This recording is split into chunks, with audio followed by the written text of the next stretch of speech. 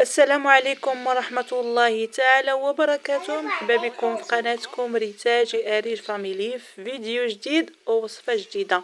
كنتمنى هذا الفيديو يلقاكم في افضل حال. كنت درت واحد الكيكات ديال في عيد حفلة المدرسة، في حفلة نهاية السنة الدراسية لبنتي، وقلت علاش لا نشارك معكم المقادير والطريقة ديال التحضير. بالنسبة لهاد الكيكة، هاد الحلوى راه درت فيها 3 طبقات: طبقات الكيكة وطبقات ديال المقرمشة وطبقات الكريمة، وغلبتها بواحد الكلاصاج اللي ساهل وناجح مليون في المية. بالنسبة للطبقة الأولى هي طبقات الكيكة، درت فيها بديل الجينواز. ما خدمتش هنا بالجينواز، خدمت بواحد الكيك اللي ساهل وناجح. فيه بيضه، نص كاس ديال السكر سنيده، خدمتهم مزيان، زدت عليهم واحد الطشي ديال الفاني. بعد ما ضربتهم مزيان سجموا لي هاد المكونات، زدت لهم واحد نص كاس ديال الزيت ونص كاس ديال الحليب. صافي انا بعد ما نسجموا لي هاد المكونات ضفت لهم واحد، حيت انا ندير الحلوى هنا بنكهه الشوكولا، اذا غنخدم فيها جميع الطبقات غنخدمهم بالشكلاط. انا عندي هنا واحد الساشي ديال الكاكاو وواحد خماره حمراء الحلويات، وعندي كاس ديال الدقيق. النواشف صفتهم مره واحده، غربلتهم مزيان وضفتهم للخليط. غادي نخلط هاد المكونات وبهكا غادي تكون عندي الطبقه الاولى واجده. بقى لي غير هنا جبت المول، انا نخدمها بشكل دائري، يمكن لكم تخدموها باي شكل بغيتو.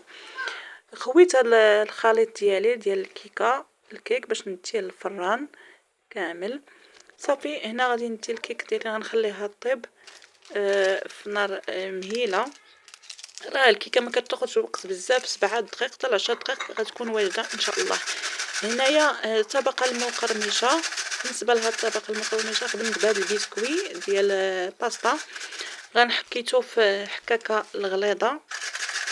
يعني واحد الطبقه مقرمشه ساهله وما فيهاش مكونات بزاف. هنا خديت 3 ديال البسكوي وضفت عليهم واحد 3 المعالق حتى ل4.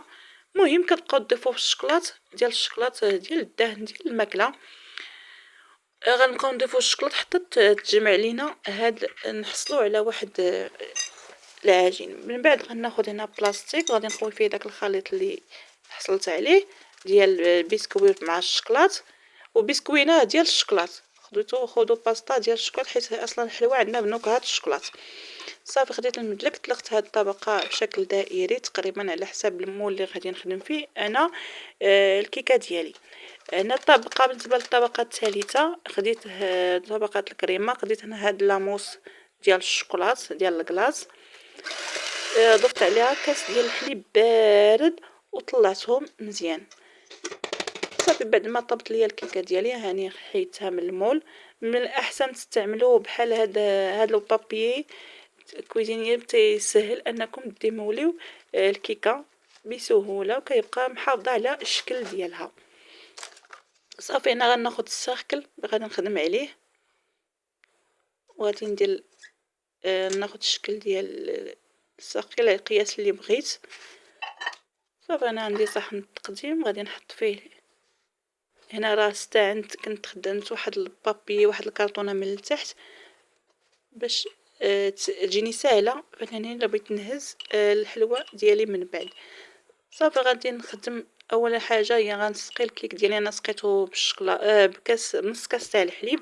يمكن لكم تسقيوه بنص كاس ديال قهوه سريعه الذوبان، او نص كاس ديال الحليب، يعني اسهل حاجه هي نص كاس تاع الحليب. صافي سقيت به هنا الحلوى ديالي الكيكه. من بعد درت الطبقه الثانيه اللي درت فيها الطبقه المقرمشه ديال البسكوي مع الشكلاط. هنا البسكوي والشكلاط بعد ما طلقتهم وقديت درتهم على حسب المول اللي غادي نخدم فيه بشكل دائري، دخلتهم الثلاجه. ضروري ندخلو الثلاجه يبرد الطبقه المقرمشه حتى نبغيو نمونطيو الحلوى. صافي بعد ديك الكريمه، صافي بعد ما وجدت لي الكريمه ضفتها من الطبقه الثالثه وحاولت نقد الفوق ديالها ودخلتها المجمد حتى تجمد ليا الطبقه ديال الكريمه. حتى جمدت عاد نزيدوها الكلاصاج من الفوق. بالنسبه للكلاصاج انا نحتاج فيه نص كاس ديال السكر سنيده، نص كاس ديال الزيت، وغنضيف ليه واحد الساشي د الكاكاو. غادي نخلط هاد المكونات مزيان وغادي نديرو على عافيه مهيله تيغلى ليا مزيان والتوبه هذيك سنيده وغادي حتى يوجد ليا مزيان. غنخليه واحد تقريبا واحد 7 حتى 6 دقائق بعد الغليان. هنا باش بغينا نعرفوا راه الكلاصاج وجد غادي نجربوه هكا بمعلقه. الا شفنا ما هبطش كله يعني بقى لاصق في المعلقه راه صافي وجد غنطفيو عليه. واجد. ضفت ليه واحد 6 ديال الشكلاطات تقريبا. كنت حكيتهم في الحكاكه باش دغيا يذوبوا ليا باش يجيني الذوبان ديالهم دغيا يوجد ليا الكلاصاج. هنا صافي راه الكلاصاج هادشي المكونات اللي فيه فقط ساهل. جربوا راه يجي زوين وناجح. صافي انا غندير الكلاصاج يبرد حتى نبغي نقد الكيك ديالي. حتى توجد ليا تبرد ليا. انايا بعد ما دابت بعد ما جمدات ليا طبقه الكريمه خرجتها وديموليتها وراني كنقاد الكلاصاج صافي. وتيبقى انا نسلحو الكلاصاج والتزيين تيبقى على حسب الرغبه. وهنا بقى ليا غير وصلت نهايه الفيديو. بقى ليا نودعكم الى اللقاء في فيديو اخر ان شاء الله. السلام عليكم.